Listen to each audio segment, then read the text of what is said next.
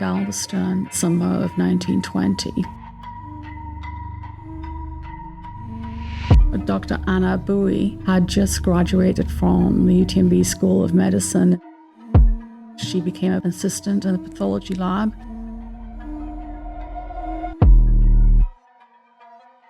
The fleas are looking for another host.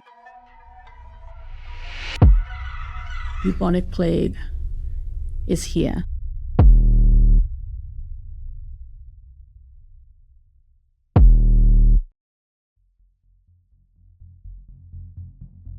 Thank you to our video sponsor, The Daily News, bringing you the news since 1842. Support your local newspaper, The Daily News. Welcome to Galveston Unscripted.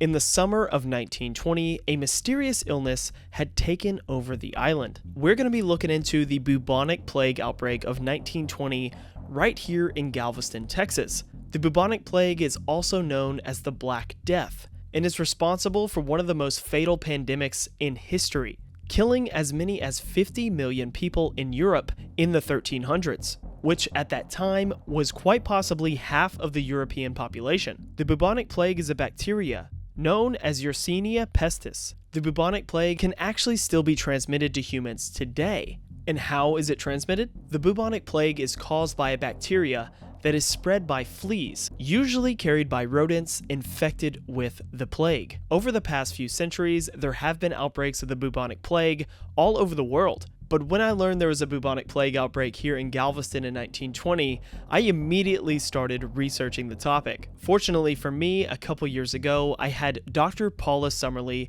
on the Galveston Unscripted podcast to discuss the bubonic plague outbreak here in Galveston. A 17-year-old man, no name, and his cause of death, which is bubonic plague. And last year, I hosted Dr. Paula Summerly at the Rosenberg Library in front of a live audience to discuss the same topic. And so the flea itself regurgitates or defecates, what a lovely description, into the little wound, the little puncture wound that it makes in your ankle. And those two discussions give us some pretty deep insight into the bubonic plague outbreak of 1920 here in Galveston. Bubonic plague is it's a bacterial disease. It's acquired through actually cuts or abrasions in the skin. There's different forms of bubonic plague. Pneumonic is when you inhale the droplets. Who or what was responsible for bringing the plague to Galveston? Humans normally contract the bubonic plague when they are bitten by fleas infected with the bacteria. But the thing about fleas is that they need a host. What do many coastal and port cities have plenty of? Rats. The disease is carried by rats and spread by fleas. So I'm sure most of you have been bitten by fleas one time or another, and you probably noticed they go around your ankles. And so the flea itself regurgitates or defecates, what a lovely description, into the little wound, the little puncture wound that it makes in your ankle. And that's how you become sick. The bacteria spreads into your lymph system, so you'll have huge swellings on your neck or your groin, and they're what are called buboes. I actually thought, where does the word bubo come from? It's actually Greek for groin. And so these swellings are synonymous with bubonic plague. Black death comes from, so you have hemorrhage in these lymph nodes and they bleed. Essentially, you will develop gangrene. Now, Galveston is a port city. There are ships from around the world arriving at the port of Galveston every single day. So the idea is that an infected rat ran down the mooring lines of a vessel at the port, and the infected rat's fleas began infecting other rats here on the island, officially beginning the outbreak of the bubonic plague before any human cases were detected. We don't know which strain of bubonic plague came to the island in the summer of 1920. We think it's the one that came from the third pandemic, which hit San Francisco. It came from China in 1894 through the trade ships. Rats coming and going from ships to and from ports around the world has been an issue for centuries. To prevent this unintentional transfer of disease, rat guards are now used on mooring lines. You may have actually seen these on ships docked at the port and wondered what they're for. They're to prevent rats and any other critters coming and going off of these vessels. How many people contracted the bubonic plague or confirmed cases? Over several months, there were 18 cases of bubonic plague, 12 deaths. The age group from 3 to people in their 70s occupation. There was a watchman, a driver, a longshoreman, a steward on one of the ships, and most famously, a pathologist at UTMB. Dr. Anna Bowie was from Nashville, Tennessee, and began her early career as a teacher. She earned a Bachelor of Science degree from Vanderbilt University in 1913, and for 2 years, she went on to teach biology. At that time, Vanderbilt University would not allow women to study for a medical degree. So in 1915, Anna set her sights on Galveston, Texas. In 1915, Anna arrived in Galveston and began earning her medical degree, graduating in 1920, months before Galveston's bubonic plague outbreak. Dr. Anna Bowie was a trailblazer in early 20th century medicine and spent a lot of time here at the Asheville Smith Building, also known as Molten Bread. Anna was a bit of a trailblazer. When she graduated, she got a job as a pathologist's assistant. While conducting an autopsy of the 9th victim of the bubonic plague here in Galveston, Dr. Anna Bowie accidentally pricked her finger with one of the needles used during the autopsy. And she was doing autopsies, and in August, she did an autopsy on one of the plague victims, finishing the autopsy and sewing up the scalp of the woman who had died. She accidentally pricked her left index finger. She was wearing gloves, and she knew exactly what to do. She kind of washed the wound and then cauterized it. And of course, then later she started to develop a fever, and she knew exactly what it was. Swollen lymph glands, all the things. So she knew she had bubonic plague. Luckily, Anna was able to get a hold of an anti-plague serum. She self-injected both the vaccine and the serum. I think she was just a brave pathologist, that's all.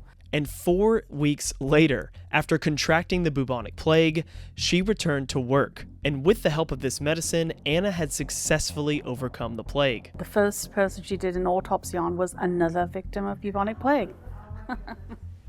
Rats were the big problem, as rats are huge carriers of fleas. The city of Galveston began a campaign known as the War on Rats, where they began trapping as many rats as possible on the island, bringing those rats to a special laboratory downtown where those rats would be dissected, tested, and analyzed if they had the bubonic plague. So part of the response to bubonic plague, as well as vaccines for those who are infected, catching rats, the city employed rat trappers, fumigation of buildings, and any ships coming in and out were also fumigated. If a case of the bubonic plague was detected in a rat, they would then mark the location where that rat was captured on a map, and they would begin strategically hunting down these infected rats, attempting at all costs to stop the bubonic plague outbreak here on Galveston Island. Now, the thing about rats is they can pretty much squeeze into any opening that is about the size of their head, making it pretty difficult to keep them out of your home if they really want to be there. But there were actually a few precautions taken on the island,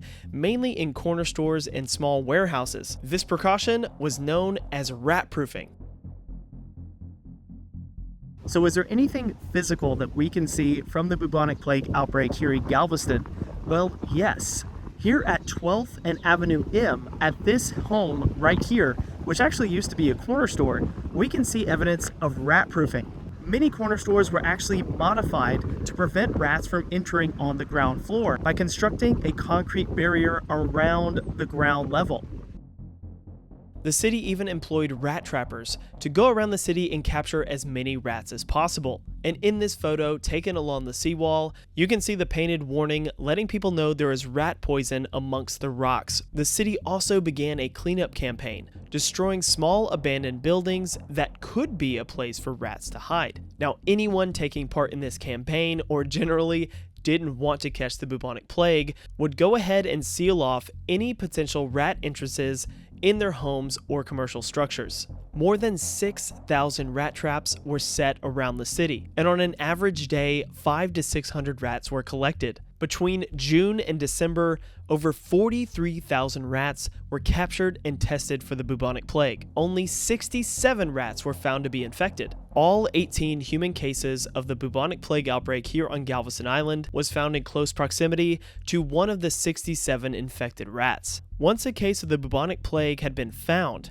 whether in human or rat, A highly toxic mixture of cyanide and sulfuric acid was used to fumigate the associated structure. Nearly all freight cars and ships calling the port of Galveston were also fumigated. The final plague-infected rat was discovered on May 29, 1922, officially ending the bubonic plague outbreak here on Galveston Island. Was Old Red used for any of these dissections after somebody died of bubonic plague? So the autopsies during bubonic plague would have taken place in the hospital, the John Okay. Seeley, not in Old Red. Okay. Old Red was really sort of administration and teaching, but all the surgical procedures and all the autopsies would have been in the old John Seeley. If I could go into a little time machine and go and fly through Old Red or something like that in the early days, I'd just be a little fly on the wall and see what was going on. I think it's almost, you need an imagination to think about the past. And I know not everyone thinks about the past, but I could not fathom a life without the past.